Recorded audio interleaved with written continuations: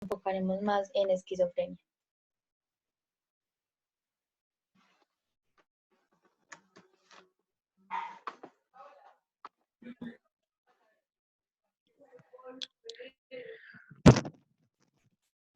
Bueno, entonces empezamos definiendo bien qué es el síndrome psicótico.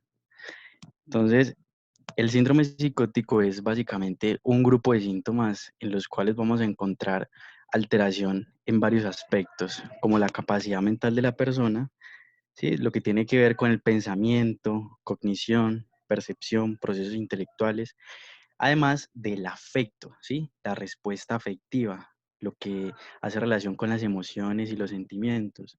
Por ende, esto va a, como a suscitar un obstáculo para la comunicación, la relación con ese paciente, con los demás, ¿sí? Todo esto va a estar encaminado hacia una desconexión con la realidad. Siempre que les digan psicosis, ustedes tienen que pensar en que hay una desconexión con la realidad. Entonces, la psicosis es una característica bien que nos define todos los trastornos del espectro de la esquizofrenia, como el esquizofreniforme, el esquizoafectivo, el esquizoide, el trastorno delirante, el psicótico breve, ¿sí?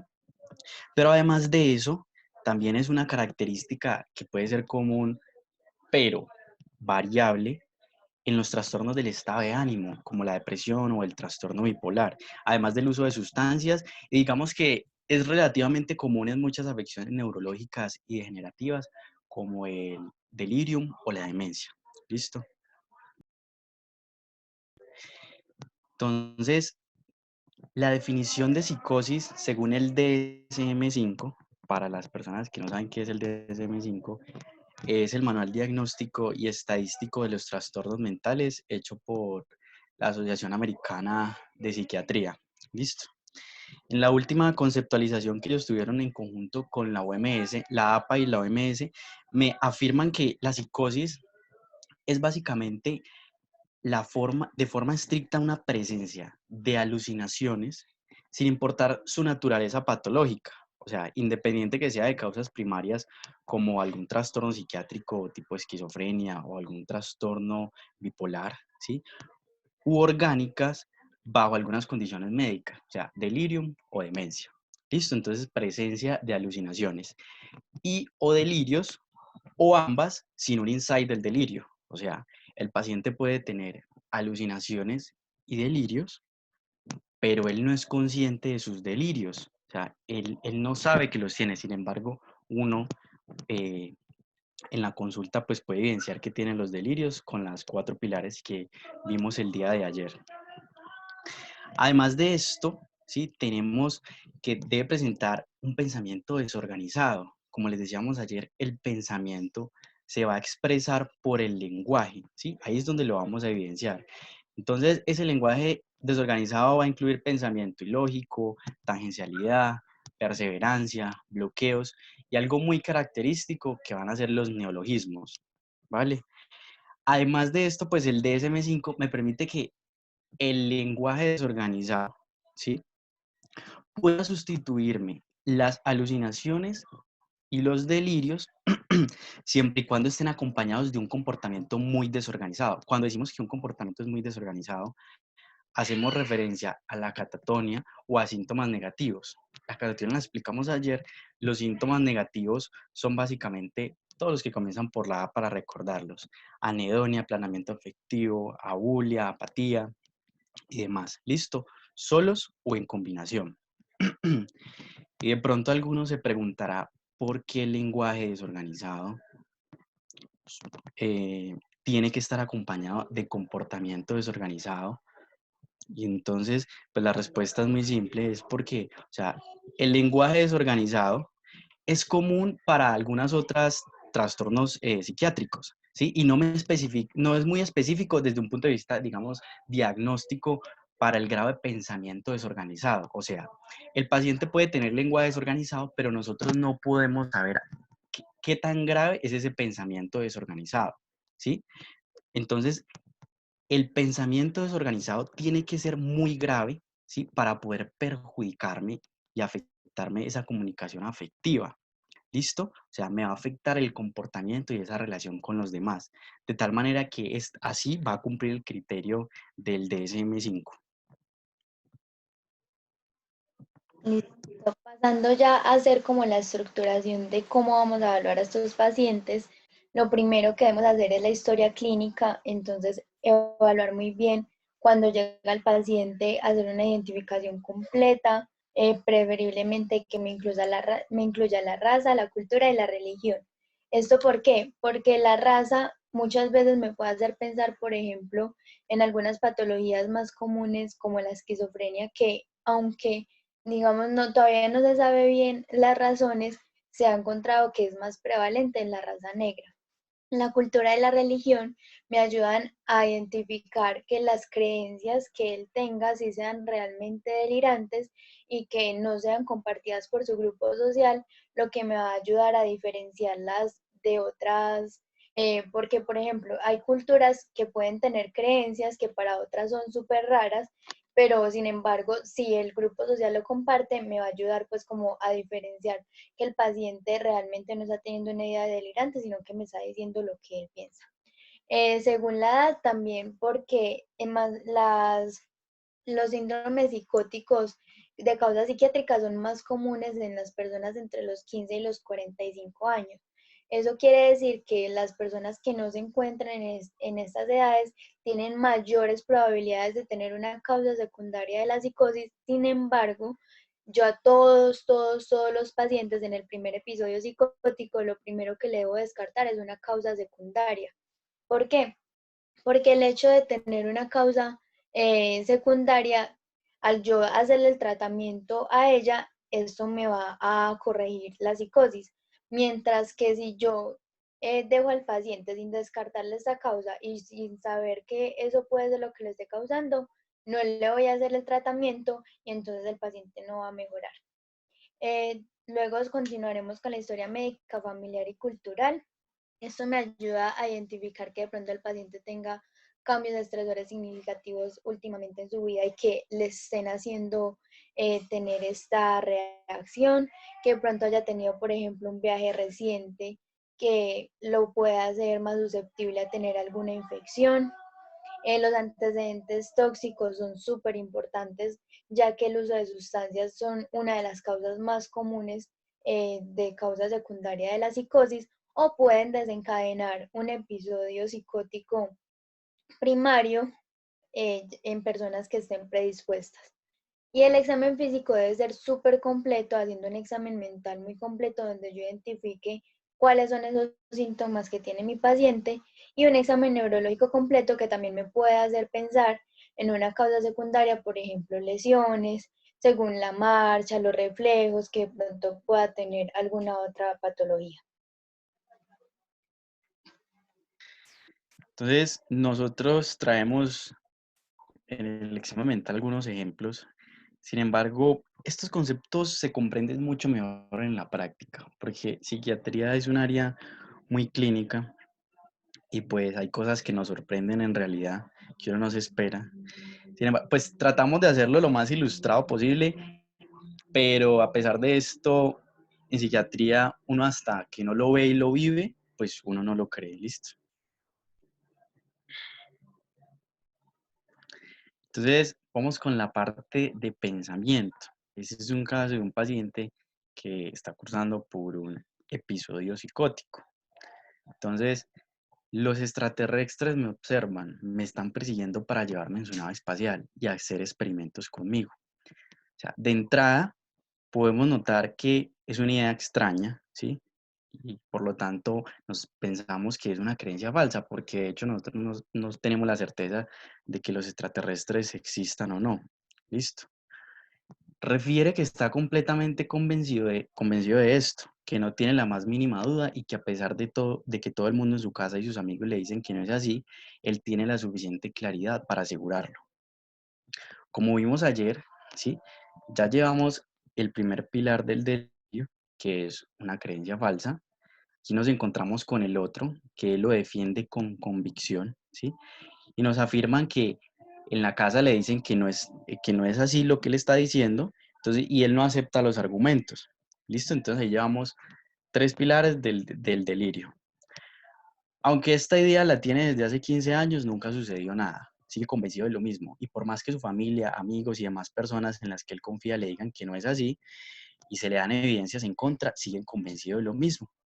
O sea, aquí no está compartido por el círculo social, lo que les decíamos ayer, que tenemos siempre que indagarle a los familiares a ver si él está en lo cierto, pero efectivamente a este paciente le están diciendo que no es así y él hace caso omiso a los argumentos. Ha hecho pruebas y sus amigos lo han acompañado y claramente no sucede nada. Aún así sigue defendiendo su idea y sigue con la certeza. Entonces, esto cumple el último pilar, que es irreductible a la argumentación lógica, ¿sí? Entonces, finalmente entendemos que este paciente tiene un delirio. Ahora quisiera saber que alguien participe y nos diga qué delirio tiene este paciente. Lo pueden escribir por el chat o si alguien quiere hablar, pues lo hace, no hay problema.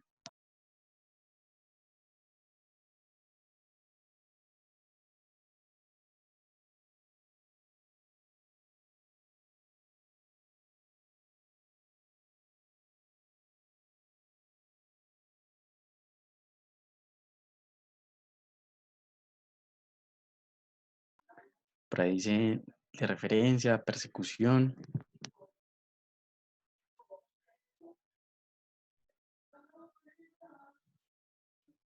¿Y es más? ¿Más opiniones?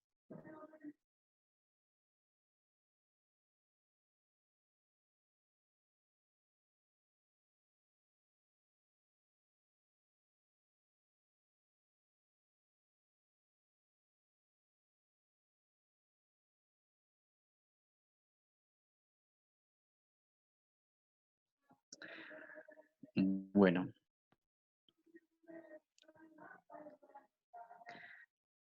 listo. Entonces nosotros ayer aclaramos los delirios.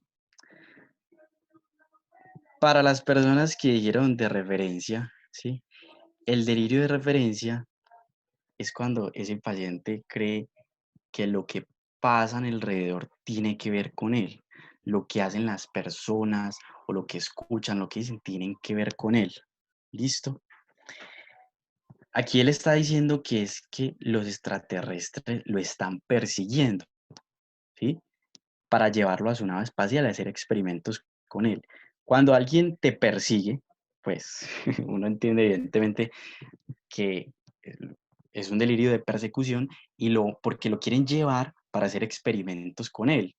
Se supone que los experimentos no van a ser un experimento común y corriente, sino que van a alterar la integridad física de este paciente. ¿Listo? ¿Qué otro hay por ahí?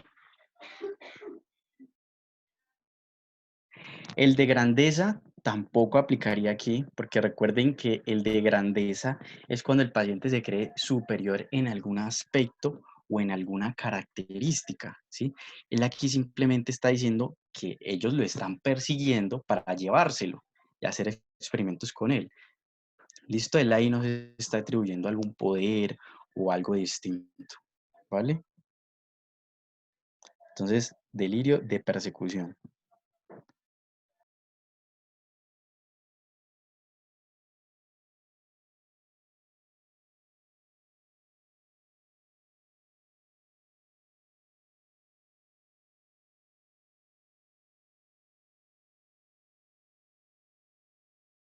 Ya cambiaron, no me he dado cuenta.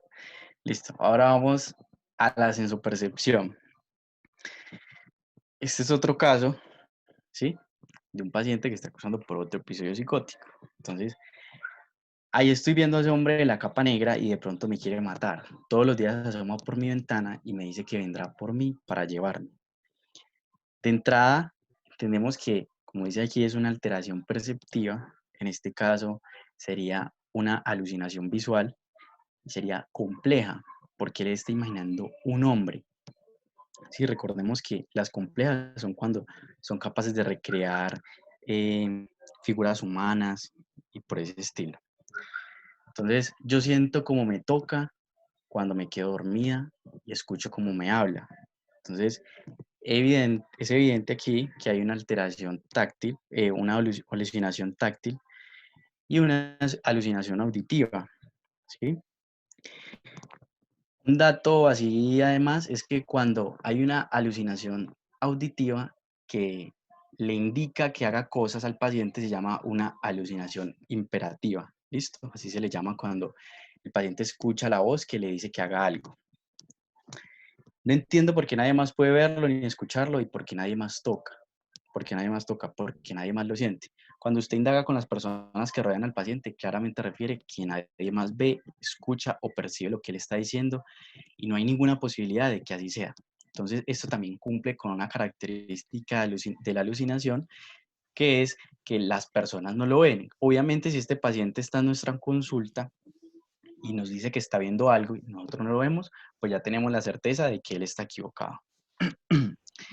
Además, son claros en decir que no hay ningún objeto que pueda estarlo desencadenando. Otra característica de las alucinaciones es que no hay un estímulo desencadenante, ¿sí? A diferencia de las ilusiones, que es cuando hay un estímulo y nosotros lo distorsionamos. En las alucinaciones no pasa eso. Las alucinaciones son totalmente espontáneas.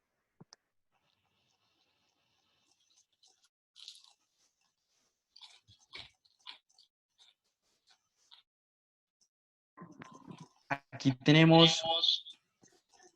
Hay un micrófono activado. Listo. Entonces tenemos una caja donde nos muestran los síntomas de la psicosis y su diversa etiología. Entonces vemos que las alucinaciones auditivas tienen un alto indicador para la esquizofrenia. Entonces siempre, en su mayoría son esos pacientes que llegan diciendo, no, es que yo estoy escuchando la voz de mi exnovia que se murió, yo estoy escuchando la voz de un señor, ¿sí? Y tiene un indicador moderado para la bipolaridad y causas orgánicas como el delirio o la demencia. Pero ya vemos que hay diferencia en las alucinaciones visuales. Vemos que tiene mayor peso en las causas orgánicas que la esquizofrenia y la bipolaridad. Entonces, son esos pacientes que lastimosamente tienen demencia y uno los ve por ahí hablando solos, como si estuvieran hablando con el nieto. Y él habla como si en realidad lo estuviese viendo, ¿sí? Más adelante se van a explicar bien los otros conceptos que vemos ahí. Ya por otro lado tenemos el lenguaje, ¿sí? El lenguaje es bastante complejo y es mejor evidenciarlo en la práctica, como les decía. Sin embargo, en un paciente que esté cursando por un episodio psicótico, vamos a poder encontrar cualquiera de estos conceptos que tenemos aquí, que los mencionamos ayer, tanto verbal como en lo mímico. Entonces, aquí hay otro caso, ¿sí? Pues lo voy a leer, sin embargo es complejo de leerlo, pero una persona que lastimosamente tenga un trastorno psiquiátrico le sale natural. A mí no me va a salir natural, pero bueno, lo voy a intentar. Y ustedes me van a decir qué trastorno del lenguaje podemos ver en este texto de aquí. Entonces, yo tengo dedo, la niña para mamá de usted, con la finja mareada de Mariana, sin pausa, verde, con pincel, niño soleado, lana, luna, una. Entonces, en esta parte de arriba, ¿qué podemos ver? O sea, ¿qué trastorno o qué alteración en el lenguaje podemos encontrar?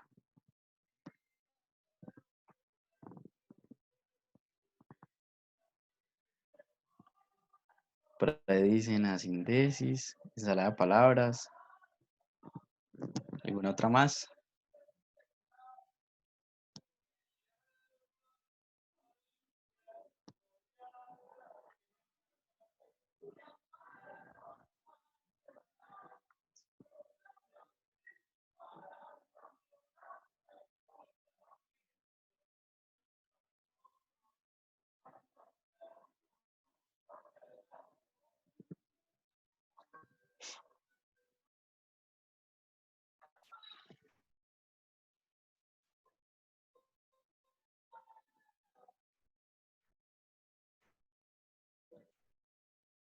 Listo. Entonces, en esta primera parte, lo que podemos evidenciar principalmente es que el paciente está diciendo, varias palabras, entonces, que no tienen relación entre ellas. Podemos ver, por ejemplo, verde con pincel, ensalada de palabras, es incoherente, evidentemente, porque no tiene ningún significado realmente la frase. El paciente, eh, acá la paciente está utilizando palilalia, ya que algunas algunas palabras tienen relación en la, como suenan y en la forma en que, pues por ejemplo acá dice luna, una. Entonces la forma en que suena la palabra la está utilizando para las siguientes. Y también encontramos la metonimia, ya que por ejemplo acá dice yo tengo dedo, pues algo nosotros podríamos pensar que el paciente quiere decirnos algo diferente, simplemente que le cambió el significado a esta palabra. Y ya en la segunda parte de la frase de la paciente que nos dice, Parguitoleto, que se fue para Numa Numa para hacer un tegletoteo y salir con Juana en el colgontonete. Esto acá pues también está totalmente incoherente y además está utilizando neologismos porque son palabras que no tienen ningún significado para nosotros y que para la paciente probablemente sí tenga muchos significados.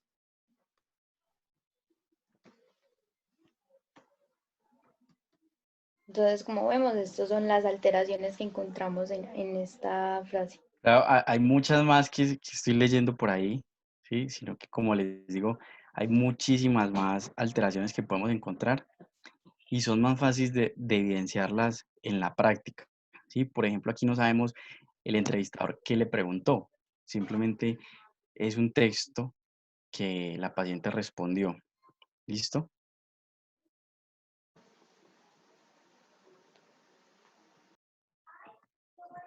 Ya pasamos a la parte del psicomotor, ¿sí?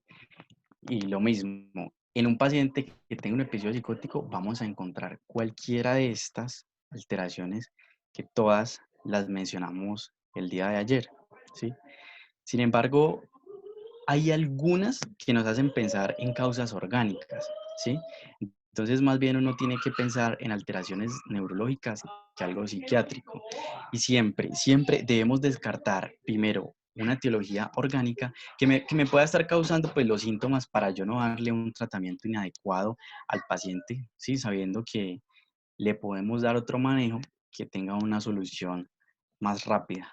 Entonces, todos estos conceptos que vemos aquí los podemos encontrar en la práctica de diversas maneras. Pues ayer los explicamos cada uno de ellos y ya.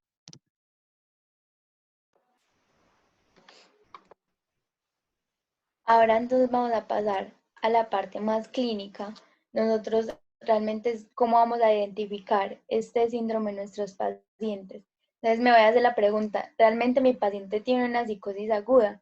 Como lo dijimos al principio, debe cumplir con unos criterios. Entonces el paciente si tiene un discurso incoherente o ilógico, tiene ideas delirantes o alucinaciones, tiene aislamiento, por ejemplo, social, agitación, una conducta desorganizada, que me hablan del pensamiento desorganizado, o cree que los pensamientos están siendo insertados o transmitidos por un agente externo, que eso también me habla, pues, por ejemplo, en los delirios. Y dentro de la consulta, ya nosotros haciendo un enfoque más clínico de lo que me está diciendo el paciente y lo que me está diciendo la familia, entonces debo caracterizar estas características psicóticas que acabé de decir relacionadas con la temporalidad, o sea, el momento en el que aparecen y si tiene síntomas acompañantes y en qué momento aparecieron esos síntomas que lo están acompañando. Es decir, el episodio psicótico puede ser síntoma de una patología o lo puedo tomar como una característica definitoria de un trastorno psiquiátrico primario. Entonces, ¿esto cómo lo voy a diferenciar? Según la temporalidad de los síntomas, por ejemplo, como síntoma de una patología, los síntomas de la otra patología van a aparecer antes que los síntomas psicóticos. Por ejemplo, en los trastornos afectivos puedo tener depresión con síntomas psicóticos o manía con síntomas psicóticos. Puedo tener demencias, delirium o por uso de sustancias el paciente puede presentar síntomas psicóticos y además pues hay otras patologías orgánicas que me pueden causar este tipo de trastornos en los pacientes. Y ya como característica definitoria lo encontramos en la esquizofrenia, en el trastorno esquizoafectivo, en el trastorno psicótico breve, en el trastorno esquizofreniforme y el trastorno delirante. Acá que es súper importante, que cuando es una característica definitoria de un real síndrome psiquiátrico primario, es que estos síntomas psicóticos van a ser los más importantes y van a aparecer antes que otros síntomas que puedan estarlo acompañando. Entonces, como les estaba diciendo, la temporalidad es muy importante. Entonces me va a preguntar cuándo aparecieron los síntomas, si tiene otros síntomas no psicóticos, cuál es el síntoma más relevante, si el síntoma psicótico o los demás síntomas acompañantes. Si esos síntomas psicóticos acompañan de pronto alguna enfermedad que el paciente ya tuviera previamente o que de pronto yo encuentre una descompensación, como lo habíamos dicho, debo descartar siempre las causas orgánicas y acá lo voy a tomar como síntoma de una patología. Pero si los síntomas psicóticos son el síntoma más relevante y casi siempre el primero en aparecer antes que los demás síntomas, lo voy a tomar como característica definitoria de un síndrome psicótico. Entonces, ¿yo qué me voy a preguntar? ¿Tiene la persona psicosis aguda? O sea, si tiene discurso incoherente o ilógico, tiene ideas delirantes, alucinaciones, aislamiento, agitación, conducta desorganizada, cree que los pensamientos están siendo insertados o transmitidos por un agente externo, está en aislamiento social y abandono de las responsabilidades habituales y relacionadas con el trabajo. Esto quiere decir que le están afectando la funcionalidad y el entorno normal del paciente. Se le va a preguntar también a las personas que están a su alrededor y las personas que lo están acompañando, ¿cuándo le comenzó el episodio? Si ocurrió algo anteriormente o si este es realmente el primer episodio psicótico o si ya él de pronto había tenido algún episodio similar, entonces si algo estaba tomando algún tratamiento anteriormente y los tratamientos actuales, porque también hay algunos medicamentos como los esteroides que pueden causar que mi paciente pueda tener este tipo de síntomas. Primero que todo, debo descartar los síntomas psicóticos por intoxicación, alcohol o drogas, o que esté en abstinencia por alguna sustancia, que tenga delirio de condiciones médicas agudas. Ya como les había dicho, lo primero que yo voy a hacer es descartarle las causas orgánicas porque va a ser lo primero que puedo tratar y posteriormente voy a preguntarme si realmente presenta entonces varios de estos síntomas que acabo de mencionar. Es muy probable que el paciente tenga una psicosis y si es el primer episodio o si es una recaída o es un empeoramiento ya de una patología psicótica que el paciente tuviera previamente. Lo vamos a tomar como episodio agudo cuando es menor de 3 meses y ya cuando es mayor a 3 meses es un episodio crónico. Estos cuadros me ayudan a diferenciar un poquito entre las causas de la psicosis, ya que hay algunas características que me hacen pensar más en unas patologías que en otras. Por ejemplo, las alucinaciones auditivas son más comunes en la esquizofrenia, mientras que las alucinaciones visuales son más comunes en el delirium o en la demencia. Los delirios de persecución son comunes tanto en la esquizofrenia como en el delirium o la demencia, mientras que los de grandiosidad son más comunes en el trastorno bipolar y los delirios de referencia son más comunes en la esquizofrenia. Entonces, como podemos ver, si el paciente tiene varios delirios asociados, puedo pensar de pronto un poco más en esquizofrenia. Y ya si el paciente está pensando que tiene inserción del pensamiento, que lo están controlando en el exterior, me hace pensar también más en esquizofrenia. Sin embargo, siempre, siempre, siempre en el primer episodio psicótico, yo debo descartar primero una causa orgánica. Listo. Por ejemplo, algunas de las causas orgánicas que yo debo descartarle y que son las más comunes en estos pacientes están los desórdenes endocrinos como el hipor o el hipertiroidismo, están las deficiencias nutricionales como la deficiencia de vitamina B12, de ácido fólico, están la enfermedad del Parkinson, los desórdenes inducidos por sustancias, y acá vemos los más comunes en el cuadro de la derecha. Y las infecciones como el VIH o la sífilis u otras condiciones ya misceláneas como lo son tumores, accidentes cerebrovasculares, trauma, un paciente que tenga un síndrome convulsivo, o incluso hay algunas enfermedades autoinmunes como el lupus eritematoso sistémico que puede presentarse con un episodio psicótico cuando tiene actividad de la enfermedad o, como lo decía anteriormente, ya por los esteroides. Entonces, nosotros cómo vamos a manejar inicialmente a ese paciente cuando se nos presentan urgencias. Lo primero, siempre descartar las causas orgánicas. Entonces, ¿qué le debo hacer? Lo indicado es hacerle un neuroanálisis, una función renal. Si el paciente tiene historia o yo le estoy sospechando que puede haber consumido alguna sustancia, hacerle tóxicos en orina. Debo descartarle VIH y sífilis, entonces le hago una ELISA y un BRL. Le debo hacer un hemoleucograma, una vitamina B12, una TSH, puedo hacer ácido fólico. La función hepática, la glicemia es súper importante ya que también es una de las causas y uno de los diagnósticos diferenciales más comunes. El ionograma, la tomografía de cráneo cuando el paciente tuvo un trauma o tuvo alguna alteración que me haga pensar ya que puedo encontrar alguna lesión cerebral, y hacerle un electrocardiograma también según la condición del paciente. Debo evaluar muy bien la función cognitiva, sobre todo en ancianos, ya que una de las principales causas de síndrome psicótico en ancianos es la demencia y muchas veces el delirium cuando los pacientes se encuentran en una alteración o que tienen alguna enfermedad y están descompensados, están hospitalizados, pueden tener de estos síntomas. Entonces le voy a iniciar antipsicóticos si realmente descarté que no tenga alguna patología primaria. El primer antipsicótico que está indicado en estos pacientes es la risperidona en el momento agudo para yo controlar los síntomas. Sin embargo, yo lo debo remitir a psiquiatría para que le hagan todo el manejo adecuado a este paciente. Si de pronto el paciente está agresivo, lo primero que va a hacer es tratar de tranquilizar al paciente.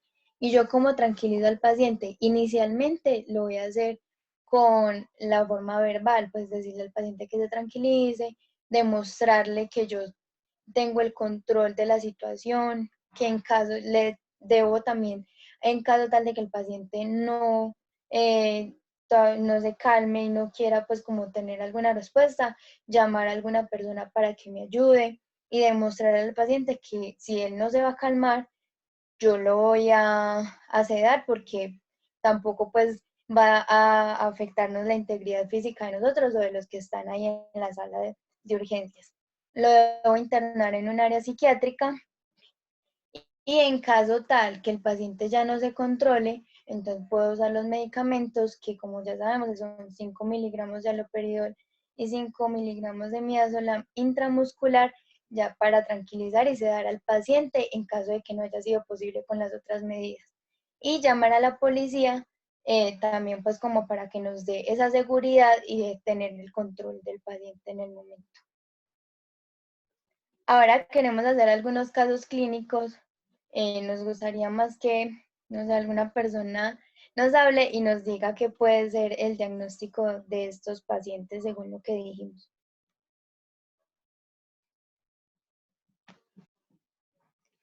El primer paciente nos dice: llevo un mes llorando todo el día, todos los días. Siento que no sirvo para nada. Si el mundo se acaba es por mi culpa. Me quiero morir, no le encuentro sentido a la vida, no tengo energía. Nada de las cosas divertidas las puedo disfrutar. Hace 2 semanas Estoy escuchando una voz que me dice que no sirvo para nada y que me debo matar. Además, veo a mi abuelo muerto todo el tiempo a mi lado, es decir, que tiene alucinaciones. Creo que soy el responsable del desastre natural que hubo en Putumayo. Yo tenía tanta rabia con todo el mundo que hizo que eso sucediera. Y no es una locura. Estoy 100% convencido de eso.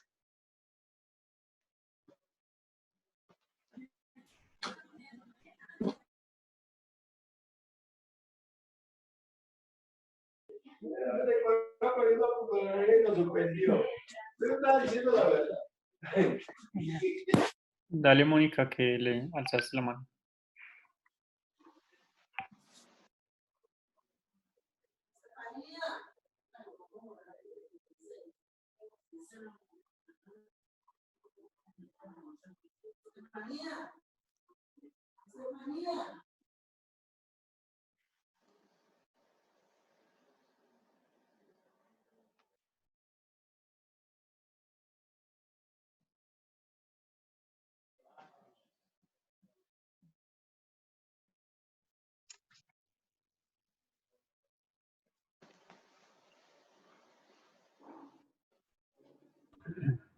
Tiene la palabra Jorge Iván España.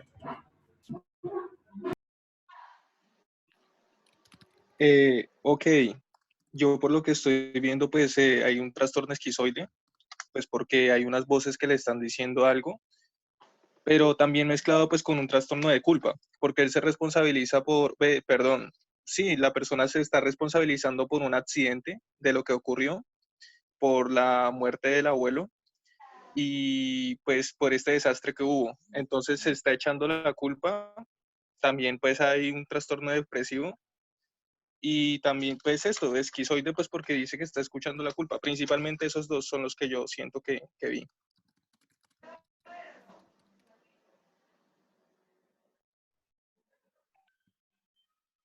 ¿Alguien más quiere hablar?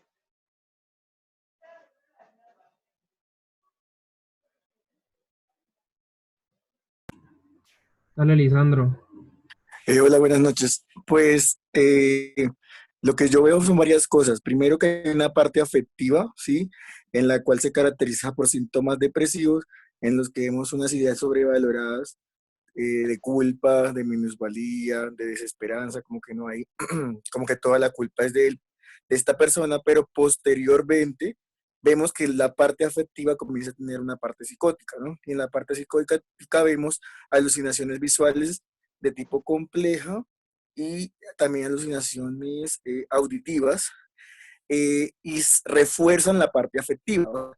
Hay una correlación afectiva y sensoperceptiva en la cual pues le dicen que no sirve para nada. Aparte hay una idea delirante de referencia en la cual dice que pues lo que está pasando en otra parte del país o en otra parte del mundo es culpa de él. Entonces vemos que pueden ser varias cosas, como puede ser lo que estaban diciendo, un episodio depresivo mayor con síntomas psicóticos. Tendríamos que mirar en realidad si hay un antecedente posterior o previo de algún otro tipo de sintomatología afectiva para descartar, por ejemplo, un TAP y que no sea una depresión bipolar psicótica. O también ver si después de que pase el episodio psicótico no hay componentes afectivos que refuercen otros episodios psicóticos y no sea más bien un esquizoafectivo, porque como vemos hay un detonante que vendría siendo pues la muerte de, según entiendo, eh, de eso. Y pues sí podemos ver que hay ideas sobrevaloradas y también ideas delirantes que son como se caracterizan totalmente irreductibles, y que el paciente tiene pues prueba de justificación de eso. Eso es lo que yo podría creer, pero tendríamos que determinar primero, después de la psicosis, qué fue primero. Exacto, así como dijo pues Lisandro, el paciente, pues no sabemos toda la historia completa, pero basándonos más en esta parte de la historia que conocemos, podemos hablar más de una depresión con síntomas psicóticos, ya que, como les había dicho antes, según la temporalidad en la que aparecieron los síntomas, entonces acá primero aparecieron, llevo un mes llorando todo el día, todos los días, hasta presentando los síntomas característicos de la depresión y son más de 2 semanas que son las que se requieren para hacer el diagnóstico de depresión. Entonces, llevo llorando todo el día, todos los días, siento que no sirvo para nada, si el mundo se acaba es por mi culpa, me quiero morir, no le encuentro sentido a la vida. Todo esto nos habla de que el paciente el primero tenía depresión, luego hace 2 semanas el paciente empezó a tener síntomas psicóticos, a tener las alucinaciones y los delirios, que además también son con características que concuerdan con las de minusvalía, que no sirve para nada, que está haciendo cosas pues negativas. Entonces, por eso es que decimos que es una depresión psicótica más que un síndrome psicótico que tuviera otras características.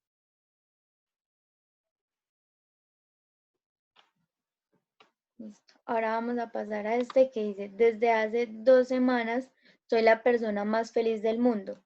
A pesar de estarme ganando el mínimo, soy millonaria, tengo mucho dinero oculto y me voy a comprar el mundo. Soy tan rica que el presidente Santos me pidió que me manejara a Colombia y mañana lo hará público, es decir, que tiene delirios.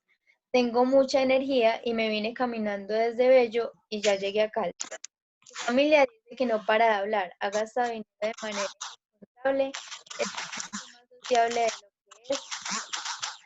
¿Puedes por favor apagar todos los micrófonos? Gracias. Su familia dice que no para de hablar, ha gastado el dinero de manera irresponsable, está mucho más sociable de lo que es, desinhibida en su forma de vestir y que además solo está durmiendo 2 horas desde hace 2 semanas y al día siguiente se levanta descansada.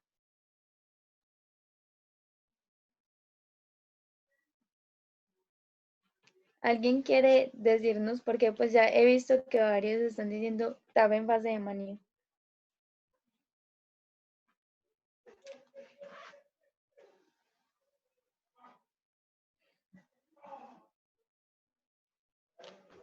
Chicos, si alguno quiere participar, por favor levante la mano, le cedemos el micrófono, por favor.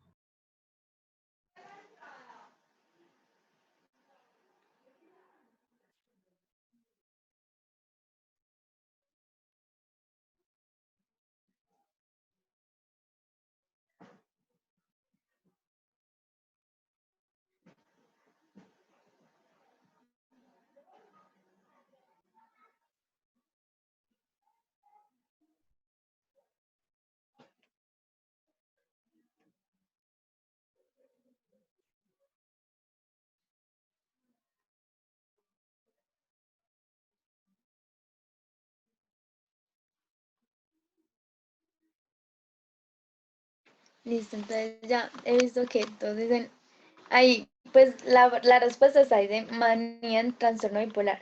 Y además tiene síntomas psicóticos por los delirios, por lo que ya habíamos dicho anteriormente que no importa, pues que puede ser delirios y o alucinaciones y o lenguaje desorganizado asociado a comportamiento desorganizado. Entonces, ¿por qué? Ay, perdón, alguien me está pidiendo la palabra. Mateo Díaz.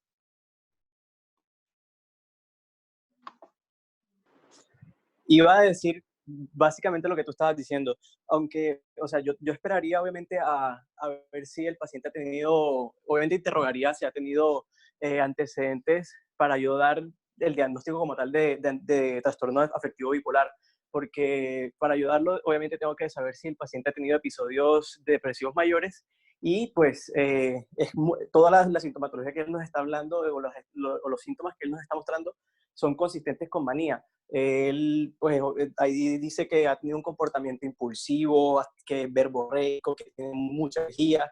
Entonces, todo eso es muy consistente con manía.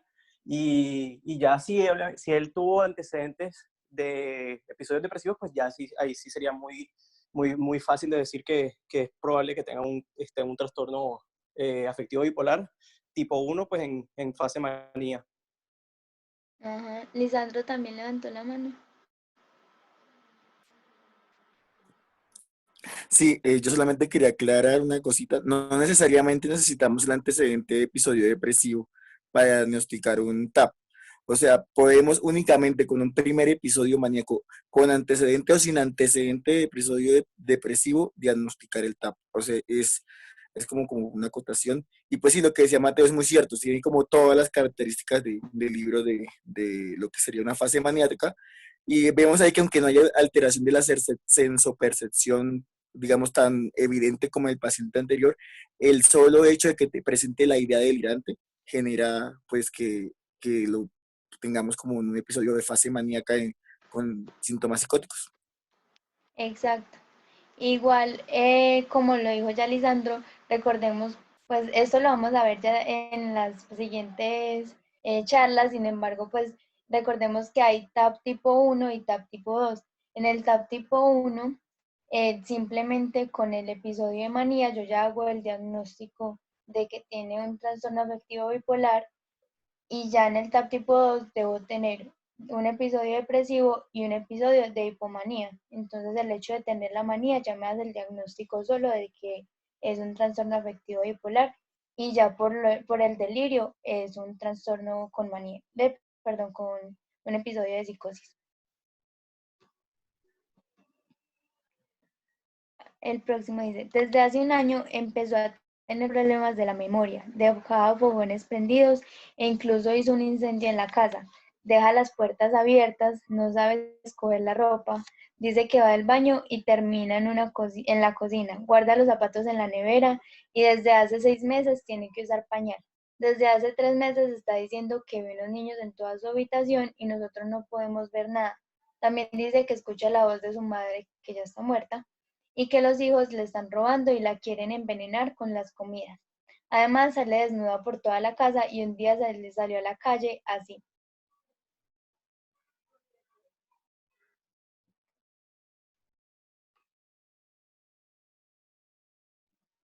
Mariana Arroyave.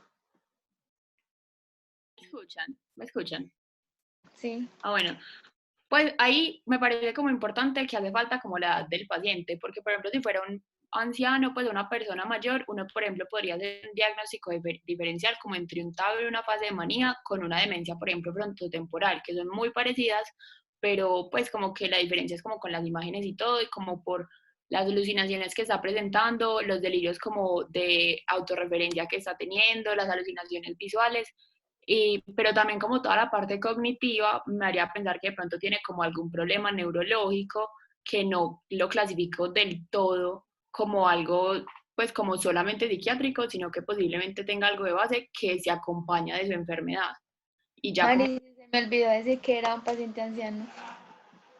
bueno, entonces sí, un diagnóstico, pues o sea, yo tendría en cuenta como un diagnóstico diferencial una demencia frontotemporal, que se parece mucho a un paciente con un TAB en manía, que es como las características que tiene y mandarle como hacer como estudios de imágenes para ver, por ejemplo, si pues si me sirve y interrogarlo más, que pues que en el interrogatorio hay cositas que me sirven eh, como para saber si es más frontotemporal, pues una demencia frontotemporal o si es más como un TAB en manía. Exacto. Si acá no tengo nada que agregar, pues sería eso. Mirar muy bien la historia del paciente, y además ya por la edad y pues todos los síntomas nos hace más pensar en una demencia, que además se acompaña pues de un episodio psicótico. Y por último, tenemos este paciente que nos dice, desde hace 6 meses me están persiguiendo para matarme. Ay, Uy, qué se foto. me cerró. Eh, Desde hace 6 meses me están persiguiendo para matarme. La ONU puso unos hombres a que me sigan y pusieron cámaras dispositivos en mi cabeza para controlarme. Pueden...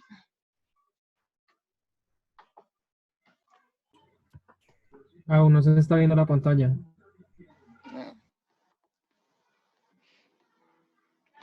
Perdón, no me di cuenta y dejé de compartirlo.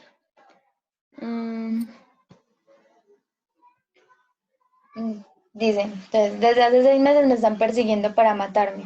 La ONU puso unos hombres a que me sigan y pusieron cámaras y grabadoras en mi casa. Además, un dispositivo en mi cabeza para controlarme. Pueden leer todos mis pensamientos y controlan mis actos. La familia refiere que nunca lo han visto triste, pero que desde hace 10 años es muy solitario, que no importa si pasan cosas buenas o malas. Su estado de ánimo no cambia. Habla muy poco y a veces les parece que no encuentra las palabras para hablar, como si se le hubiera olvidado. También tiene momentos en los que se queda como bloqueado en medio de una conversación que esté teniendo con alguien y que es muy desmotivado para todo.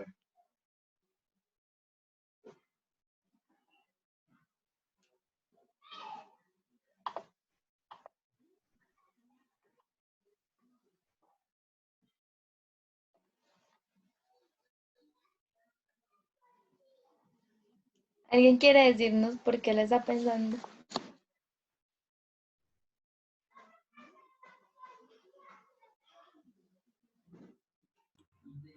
Dale, Lisandro.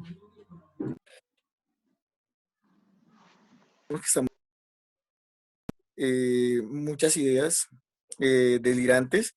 Dentro de esos tenemos los delirios de persecución, los de difusión del pensamiento, que no únicamente son difundir lo que uno está pensando o leerle la mente a alguien, sino también ese delirio de colocar cámaras, de colocar micrófonos ocultos para, pues, para difundir lo que la persona piensa, es muy típico de la esquizofrenia. Al igual que los de control, así como las voces que dicen comandos o lo que se llamaría la experiencia de pasividad, que viene siendo cuando un paciente te dice que lo que realiza o hace es porque lo están controlando. Vemos que hay una parte en la que tiene los síntomas positivos muy activos y posteriormente se comienza a volver deficitario. No llamemos síntomas negativos, sino que comienza después de la franca psicosis y toda la parte delirante, comienza a negativizarse, pero más hacia la parte de lo que llamamos una esquizofrenia deficitaria o residual, en la cual ya no hay interacción y que el pronóstico pues, en los pacientes es muy, muy malo. Entonces vemos como todo ese ciclo, pero pues principalmente por los delirios, en ese momento tendría una esquizofrenia paranoide, que después se va convirtiendo más en una esquizofrenia residual.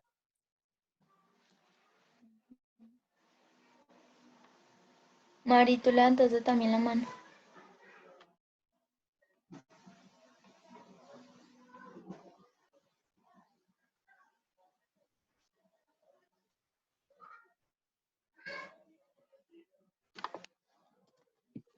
Pues la verdad no, todo lo que dijo Lisandro, pues sí iba a decir lo mismo, que pues tiene un cuadro clínico de hace 10 años, que es como muy propio de la esquizofrenia. No sé cuántos años tiene el paciente, que como que la incidencia es mayor entre los 20 y los 30 años, y desde hace 6 meses está teniendo como una exacerbación de su, pues como de su cuadro, con eso, todo lo que dijo él, pues con todos esos delirios de persecución, pues como todas esas cosas de autorreferencia, pero pues no, la verdad, todo lo que él dijo es sí. Sí, exacto, lo digo súper completo. Y pues acá, pues como volver a recordarles que acá lo principal es que miren que los síntomas psicóticos son lo más característico que tiene el paciente y que fue lo primero que apareció y es lo que predomina. Entonces, esto nos daría el diagnóstico de un síndrome psicótico primario. Igual, pues mañana, como ya saben, las charlas de esquizofrenia y ya diremos bien cómo vamos a hacer el diagnóstico. Acá sí, pues por la temporalidad desde hace 6 meses nos haría el diagnóstico, sin embargo lo vamos a ver más a profundidad mañana. Y muchas gracias.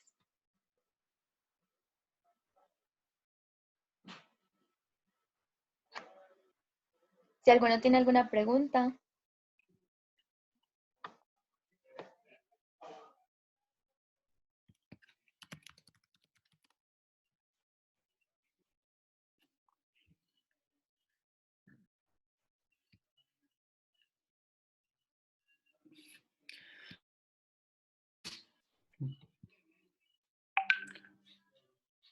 Bueno, muchas gracias muchachos por asistir, a Laura y a Camilo también por la charla que estuvo muy interesante el día de hoy. El, el link para la asistencia lo acabamos de pasar, si lo buscan un poquito ahí en el chat, Sebastián lo acaba de pasar. Recuerden de llenarlo de forma completa, va a haber una preguntita pues muy sencilla sobre la charla para que lo repasemos y mañana será pues a la misma hora, como mencionó Laura. Vamos a tratar pues el tema de esquizofrenia. Si tienen alguna pregunta, la pueden realizar por el chat o alzan la mano también, se activan los micrófonos y eso es todo. Muchas gracias.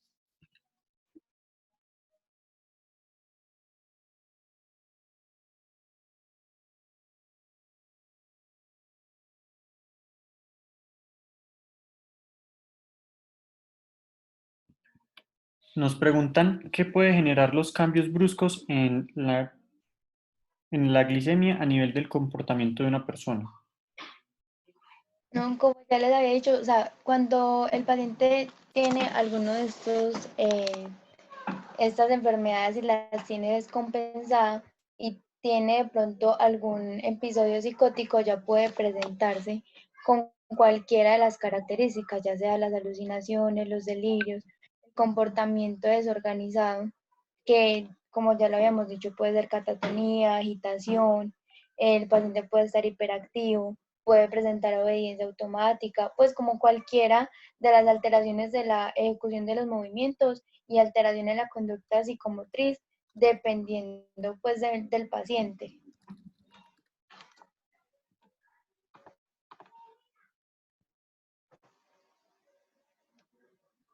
También preguntan que por qué una persona con VIH o sífilis puede presentar un episodio psicótico. Pues realmente pues no sabría bien la psicopatología, pero pues como se piensa que es más por un exceso de dopamina, pues podría ser que alguna infección o alguna, pues como el VIH y la sífilis podrían tener presentaciones a nivel pues del sistema nervioso central, podrían tener alguna alteración a nivel neurocerebral que hicieran que el paciente tuviera la psicosis, pero realmente pues a nivel fisiopatológico tendría que leerlo bien. Recuerden también que por la parte del VIH hay una demencia pues asociada a VIH, que la parte alucinatoria pues no es un componente como muy dicen ellos, pero también se puede presentar. Y en la parte de sífilis sí podría ser por neurosífilis, aunque tampoco es como uno de los síntomas como más predominantes en ellos, y también por alteraciones no a nivel cerebral, sino a nivel de la circulación cerebral, ¿cierto? Por las alteraciones que genera la sífilis en los vasos sanguíneos. Se ha descrito pues que podrían alterar eso, pero como les digo, tampoco es lo más común. No sé si de pronto alguno sepa un poquito más de eso.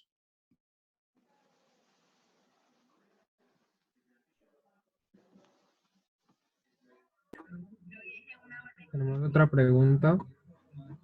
Leslie, ¿las alucinaciones auditivas pueden presentarse con voces o sonidos no tan claros para el paciente?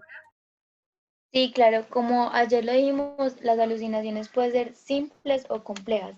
Las alucinaciones auditivas simples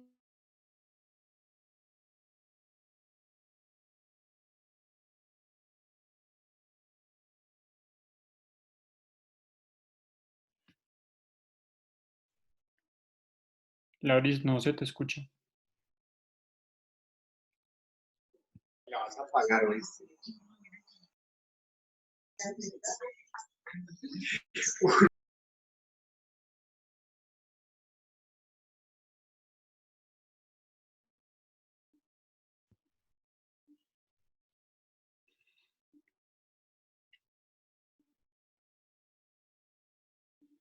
Bueno, el micrófono de Lauris, no sé qué le pasó. ¿Me escuchan a mí? Sí. Juanpa, sí. Ah, bueno. Recordemos pues que las alucinaciones también, como lo mencionaba en algún momento Lisandro, y ellos también en las charlas, pues se pueden dividir en simples o complejas, ¿cierto?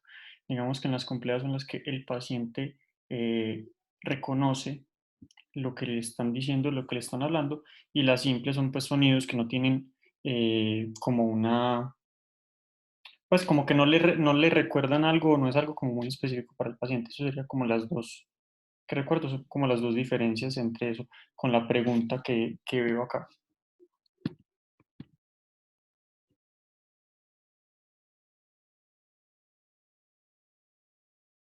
¿Tienen alguna otra pregunta?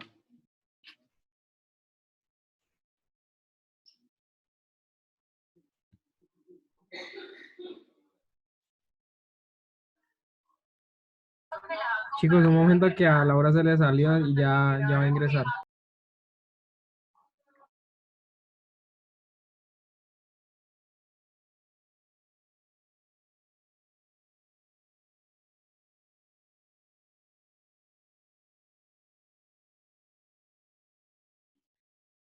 Bueno, recuerden, estaremos entonces enviando la información de la charla de mañana, sea mañana a las 7 de la noche, también por Zoom. Me han dicho pues que hay algunos problemas con la plataforma, pero aún así veo pues que estuvieron muchas personas como conectadas. De todos modos vamos a revisar pues que no sea como un problema la plataforma y que tal vez haya sido como algo como más individual de las personas que nos dijeron esto. Recuerden llenar pues la parte de la asistencia para la certificación. Y eso es todo, muchachos. Acá hay otra pregunta que dice, ¿el delirio de persecución siempre la persona siente que le van a hacer daño? O por ejemplo, el paciente ve a alguien todo el tiempo, pero no siente que le van a hacer daño, sino que solo lo sigue y ya. ¿Alguien quiere responder? Según lo que entiendo, o sea, ahí creo que estás mencionando tanto un delirio como una alucinación. O sea, como les dije ayer, el delirio es una creencia falsa, ¿listo? Entonces, tú tienes razón con lo que dices que le van a hacer daño, que lo persiguen o que lo quieren robar, ¿cierto? Pero cuando tú dices que el paciente ve a alguien todo el tiempo, o sea, eso entra en la dualidad si es alguien real o si es una alucinación, ¿listo? Porque si él ve a alguien que... No, perdón, no ve.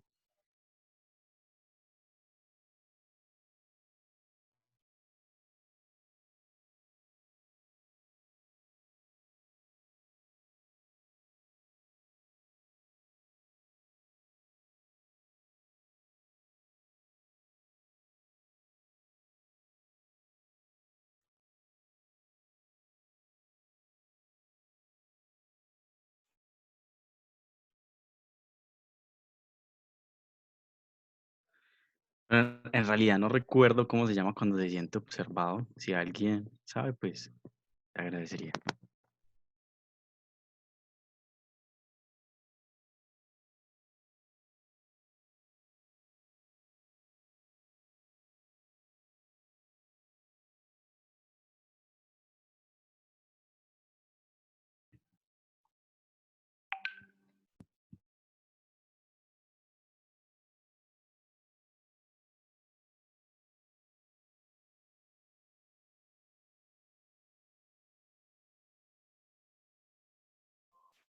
Voy a replicar pues lo que están contestando. En la parte del delirio de persecución, lo que menciona pues Lisandro es que es un delirio interpretativo. Y la otra pregunta que decían es si una persona con delirios puede sentir olores o Mariana pues responde que sí puede sentir olores, o sea, pero que no es tan frecuente pues que sea en origen psiquiátrico, es más como de un problema neurológico como tal. Y siempre hay que ampliarle pues estudios. Recordemos como mencionaban ellos, a todo paciente psiquiátrico, pues antes hay que descartarle una causa orgánica como principal y ya después sí nos centramos en la parte psiquiátrica. Y como dice Mariana, no es tan común pues que sea asociado netamente a algo psiquiátrico, una alucinación de dolores olfativos. ¿Alguna otra pregunta, muchachos?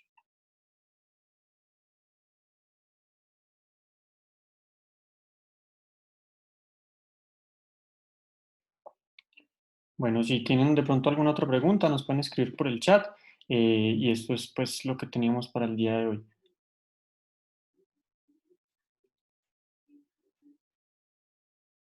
Escopa, esa sí no sabría decirte, Camila.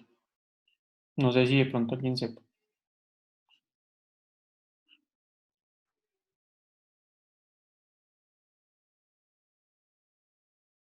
Listo, muchachos, muchas gracias. Que estén muy bien. Las charlas, pues les informaremos dónde las iremos subiendo y mañana les pasamos pues el link para la charla del día de mañana. Muchas gracias.